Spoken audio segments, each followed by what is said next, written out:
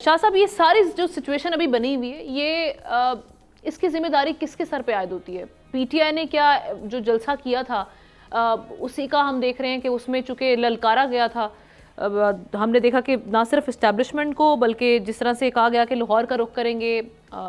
مریم صاحبہ جو کہ وزیر اعلیٰ پنجاب ہے ان کو، یہ سارے معاملات بنے۔ اس کے بعد ہم دیکھ رہے ہیں کہ بڑی ایک فائری سی سچویشن بن گئی ہے دونوں سائڈ سے، بڑے سخت قسم کے اس پہ ریاکشن بھی آیا، جو گرفتاریاں ہوئیں اور اس کے بعد اب یہ جو معاملات ہیں، مذاکرات کے دروازے بھی پی ٹی آئی بند کر رہی ہے۔ بنے گا کیا پھر آگے، کس طرح سے چلیں گے؟ آمنہ دیکھیں، ایک تو امپورٹنٹ چیز یہ ہے کہ میں یہ سمجھتا ہوں کل جو کچھ جلسہ ہوا، میرے خیال میں دیکھیں جلسہ ایک سیاسی جماعت کا حق ہے، آپ نے ان کو اجازت دے دی، پھر آپ انہیں ٹیکنیکلی گھیرنے کی کوشش کر رہے تھے کہ 3 سے 7 بجے تک جلسہ ہونا چاہیے، اور اس کے بعد اگر کوئی چیزیں ہوئی ہیں تو اس کو باقاعدہ آپ نے کیسز کیے، اور اس کا مطلب حکومت نے ایک لوز بال کھیلی ہے۔ آپ اس کو مانتے یا نہیں مانتے، ہم ماضی کی ڈسکشن میں نہیں جاتے کہ 9 مئی اچھا تھا یا برا تھا۔ میرا خیال 9 مئی اسی وقت کنڈیم ہو سکتا ہے کہ بانی پی ٹی آئی ایک ریٹن پریس کانفرنس کر دے کہ ہاں جو ان کو 8 لائنیں لکھ کے دی جائیں گی، پھر اس کے بعد ہی بات ختم ہوگی۔ اس پہ بحث کرنے کا فائدہ ہے نہیں کہ 9 مئی کس نے کروایا اور کیسے ہوا اور کیوں ہوا اور کیا کرنا چاہیے۔ بہت سارے انڈیپینڈنٹ لوگوں کو اندازہ ہے کہ 9 مئی کس طریقے سے ہوا، اس پہ بحث پہ ہم دوبارہ نہیں جاتے۔ آگے کیا ہو رہا ہے، آج میں وہ بات کر رہا ہوں جو کہ آن ریکارڈ ہے، اور وہ ہے پارلیمنٹ، جو خیبر پختونخوا کی پارلیمنٹ ہے وہ اتنی مقدس ہے جتنی کہ آپ کی فیڈرل پارلیمنٹ ہے یا سینٹ ہے۔ اس کے اندر ایک قرارداد پیش کی گئی ہے، اور اس قرارداد کا متن اگر میں پڑھ دوں تو اس میں بالکل ملک کے اداروں کے خلاف کوئی بات نہیں کی گئی، نہ اسٹیبلشمنٹ کے خلاف کی گئی ہے، نہ فوج کے خلاف کی گئی ہے، بلکہ کہا یہ جا رہا ہے کہ جو فوج کے اندر کچھ ایسے عناصر بقول اس قرارداد کے ان کا قبلہ درست ہونا چاہیے۔ تو میرے خیال میں یہ کوئی غلط ڈیمانڈ نہیں ہے پارلیمنٹ کی جانب سے، پارلیمنٹ کی ڈیمانڈ ہے۔ وہ کہہ رہے جی 90% فوج ہماری ہے، اسٹیبلشمنٹ ہماری ہے، جو 10% ہے یا 5% ہے، جن کے غلط فیصلوں کی وجہ سے شاید تحریک انصاف یا ملک کو جو ہے وہ خطرات ہیں۔ اسد کیسر نے جو پریس کانفرنس کی وہ بڑی امپورٹنٹ ہے، کیونکہ ممبر اسمبلی ہیں، وہ ہم سے زیادہ قانون کو بھی سمجھتے ہیں اور معاملات کو بھی سمجھتے ہیں۔ ان کا بھی یہ کہنا ہے کہ وہ شاید تھوڑا بہت ڈر کے مارے نہیں بولتے، لیکن ملک کا فیوچر تباہ ہو رہا ہے۔ آج انہوں نے بلوچستان کی بات بھی کی، قبائلی علاقوں کی بھی بات کی تھی کہ معاملہ بڑا سیریس ہے، اس کو بڑا سیریسلی لینا چاہیے۔ اس کو ہم ایک کہتے ہیں نا کہ ایک الزام تراشی، الزام برائے الزام کی کہانی نہیں ہے، لیکن جو ایک آج اناؤنسمنٹ ہوئی ہے وہ خطرناک یہ ہے کہ جمعے کو ملک گیر ہڑتال ہوگی۔ تو اب یہ سوچیں کہ جلسے کی اجازت حکومت نے دی، جلسہ ہوا، بالکل اداروں کے خلاف اگر بات ہوئی ہے تو ادارے جواب دیں گے،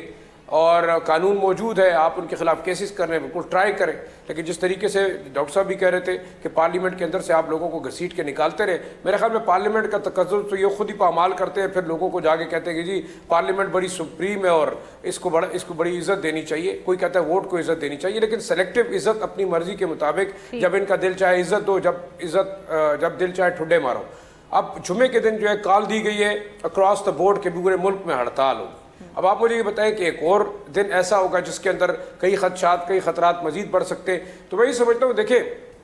دو وجوہات ہو سکتی، یا تو حکومت خود اپنے حالات سے تنگ ہے، وہ بھی کہتی ہے کہ کسی کے سر چڑھ جائے، کوئی معاملات ہوں، ملک کے اندر انارکی پھیلے، اور ان دونوں اپوزیشن اور حکومت کے درمیان جو چپکلش ہے وہ میرے خیال میں ملک کی صورتحال بڑی زیادہ نازک ہے۔ ہم بار بار بات کرتے ہیں کہ آپ کا بلوچستان کے اندر لا اینڈ آرڈر کا مسئلہ ہے، قبائلی علاقوں کے اندر لا اینڈ آرڈر کا مسئلہ ہے، آپ کے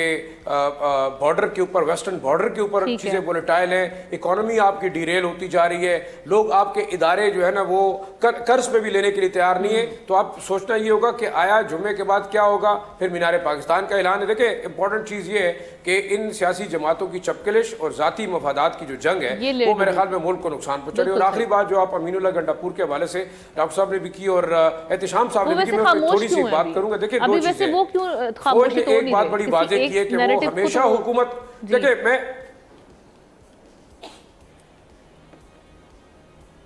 کون سی خاموشی، دیکھیں انہوں نے تو کھل کے بات کر دی ہے کہ جناب جو چیزیں ہوئی ہیں، جنرل فیض کے اوپر بھی انہوں نے بات کی کہ جی وہ فوج کا جرنیل تھا، ہمارا تو نہیں تھا، اور وہ غلط تو نہیں کہہ رہے نا، اور یہاں بھی انہوں نے جو باتیں کی، دیکھیں کچھ چیزیں ایسی ہیں اس کو کوئی دوسری رائے نہیں ہے کہ آپ دو رائے پائی جا رہی ہے۔ ایک یہ کہ ان کو لے کے گئے اور وہ غائب رہے، ہسٹری میں پہلی دفعہ ہوا، پی ٹی آئی یہ نیریٹو دے رہی ہے، دوسری جانب دیکھیں ایک جو میری رائے ہے، میں یہ بتاتا ہوں، میں رات کو بھی کہتا رہا، دیکھیں بلکہ ہم اپنے